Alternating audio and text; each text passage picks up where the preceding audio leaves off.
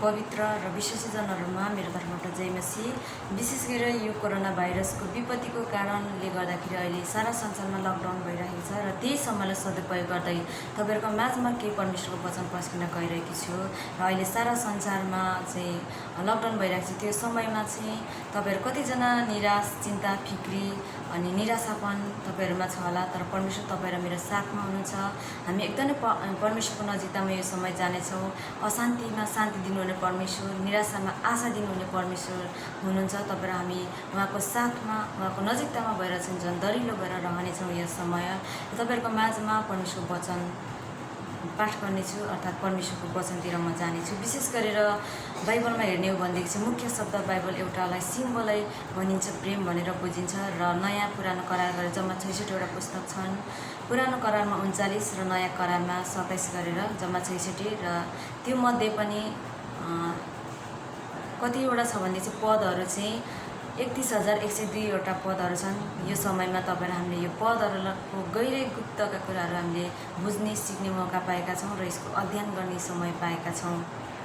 र अर्को कुरा, प्रभु यीशु ख्रीष्ट किन संसारमा आउनुभयो र उहाँको एकमात्र पिताले चाहिँ किन उहाँको एकमात्र पुत्रलाई पठाउनु भयो भन्ने क्वेसन तपाईहरु मेरो मनमा जाग्छ होला। तर पनि तपाईहरु हामी एकदमै त्यो समयमा चाहिँ पाठ गर्नेछौँ। र परमेश्वरले चाहिँ संसारलाई यति धेरै प्रेम गर्नुभएको छ र तपाईँ र मलाई अनि संसारलाई परमेश्वरले प्रेम गर्नुहुन्छ।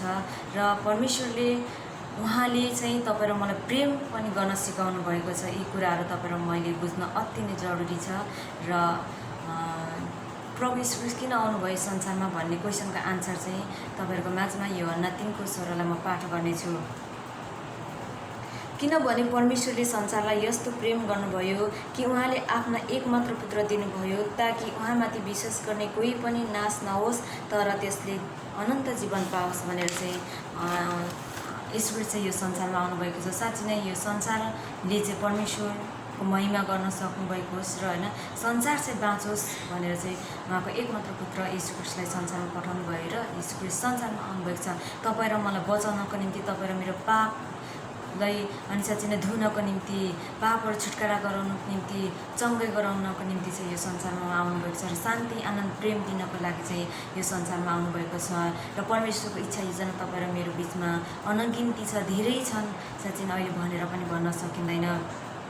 र यो सत्य वचन अनि परमेश्वरको जीवित वचन, यो परमेश्वरको वचन हामी सुन्नेछौँ र विशेष गरेर बाइबलमा हेर्नेछौँ, किनभने परमेश्वरको सत्य वचन चाहिँ त्यहाँ लेखिएको छ।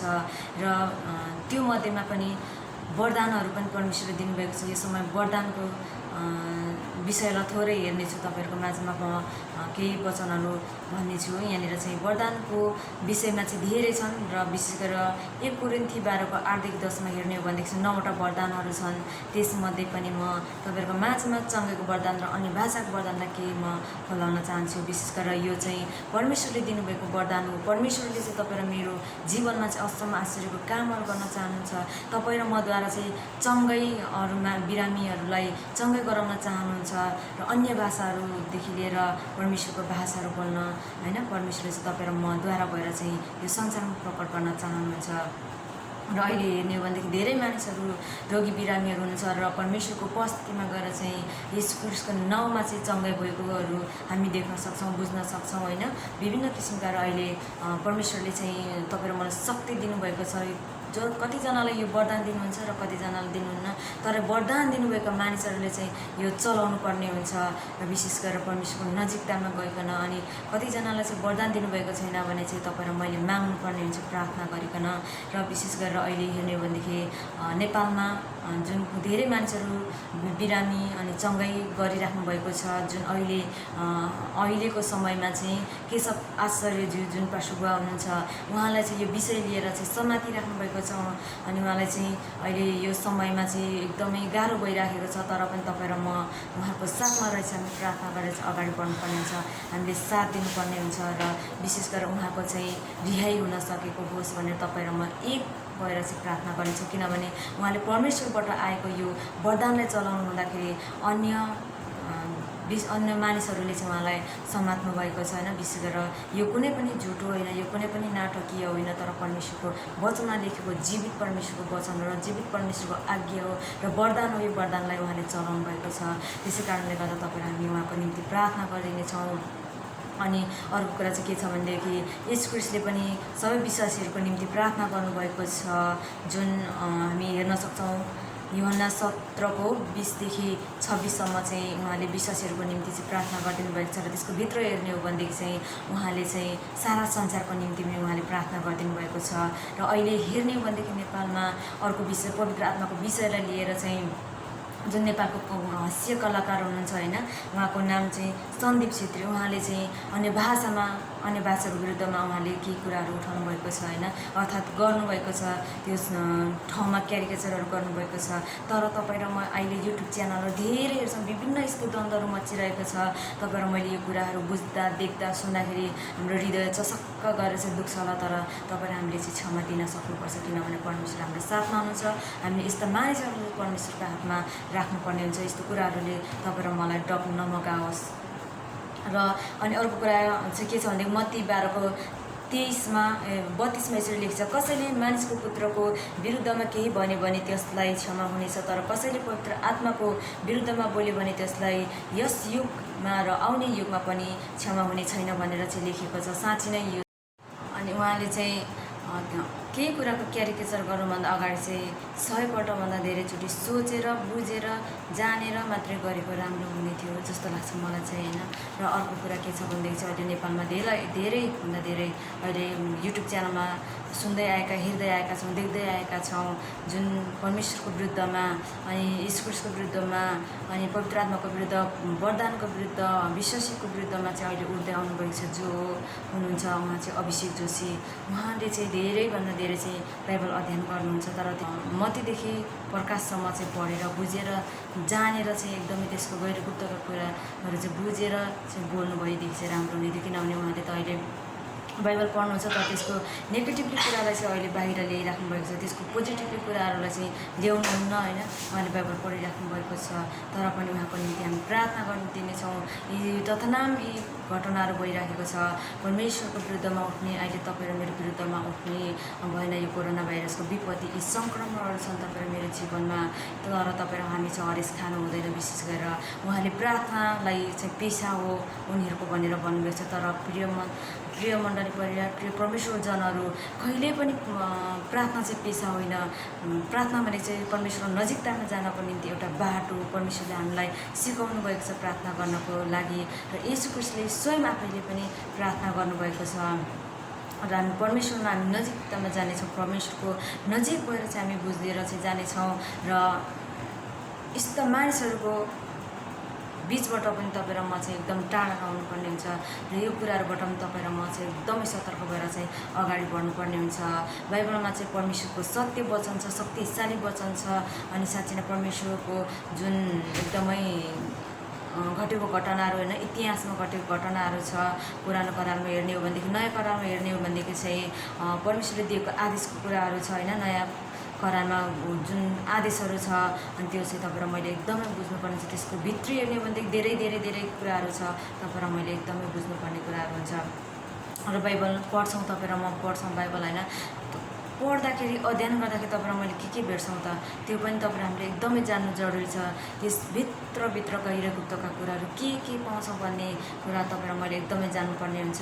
किनभने आज तपाईँ र मैले यसको जुन क्वेसनको आन्सर दिन सकेनौँ भने एकदमै तपाईँ र मलाई गाह्रो हुनेछ र एकदमै बुझेर अगाडि बढ्नुपर्ने हुन्छ। म बाइबल पढ्दाखेरि म यसभित्र धेरै कुराहरू पाउँछु, दुःख पाउँछु, त्यसमा अनि साँच्चै नै कष्ट पाउँछु र धोका पाउँछु, प्रेम पाउँछु, शान्ति पाउँछु, अनन्तको जीवन पाउँछु।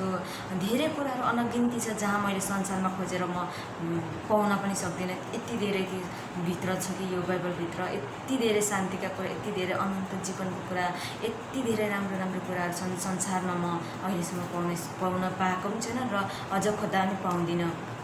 र तपाईँ र मैले एकदमै धेरै बुझेर ध्यान गर्दै जानु चाहिँ एकदमै राम्रो।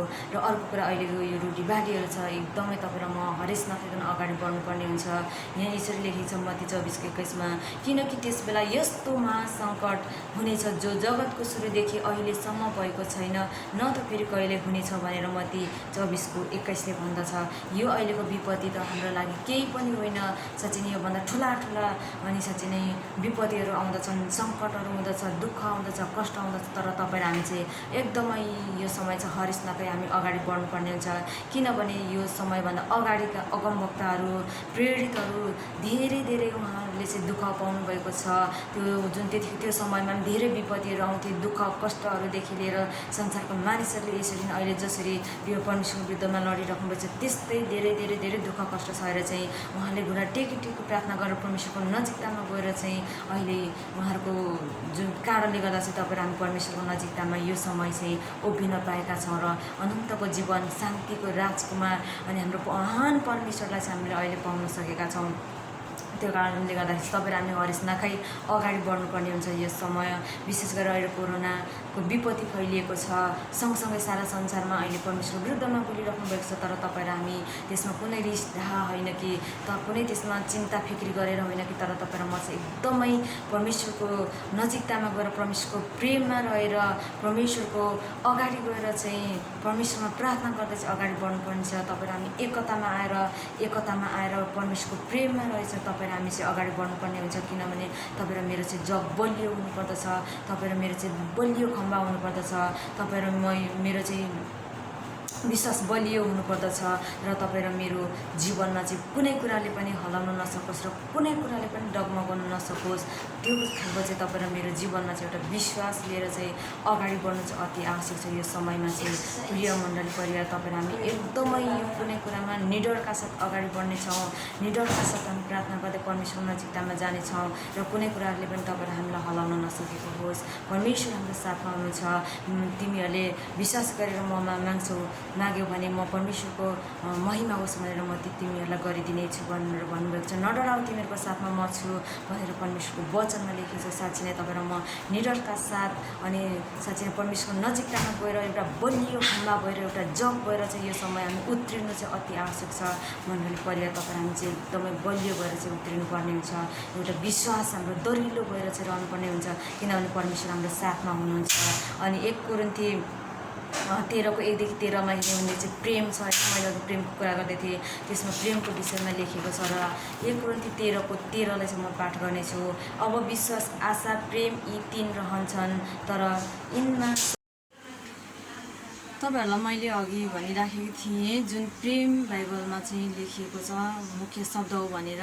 र म अहिले के भन्न चाहन्छु भने 1 कोरिन्थी 13:13मा चाहिँ के लेखेको छ भने, अब विश्वास, आशा अनि प्रेम यी 3 रहन्छन्, तर यिनमा सर्वोत्तम चाहिँ प्रेम नै हो भनेर लेखेको छ। साँच्चै नै प्रेम चाहिँ अति नै महान हो र प्रेम चाहिँ तपाईँ र मेरो जीवनमा हुनुपर्दछ र परमेश्वरले हामीलाई सिकाउनु भएको छ। अनि तपाईँ र म चाहिँ एकतामा र प्रेममा रहेर चाहिँ हामी अगाडि बढ्नुपर्ने हुन्छ। अनि हाम्रो परिवार, समाज, समुदायमा चाहिँ होइन तपाईँ र मैले चाहिँ प्रार्थना गर्दै अगाडि बढ्नुपर्ने हुन्छ। अनि नेपालमा अहिले 31 लाख जनसङ्ख्याहरू पुगिसकेको छ, विश्वासीहरू होइन। उनीहरू चाहिँ अहिलेको यो समयमा घट्नु होइन, तर बढ्दै जानुपर्ने हुन्छ। हामी प्रार्थना गरौँ। हुन्छ, जय मसीह सबैजनालाई। यदि तपाईँले हाम्रो च्यानललाई सब्सक्राइब गर्नुभएको छैन भने रातो बटनमा थिचेर सब्सक्राइब र हामीबाट आएको हरेक नयाँ भिडियो थाहा पाउन बेल आइकनमा थिच्नुहोला।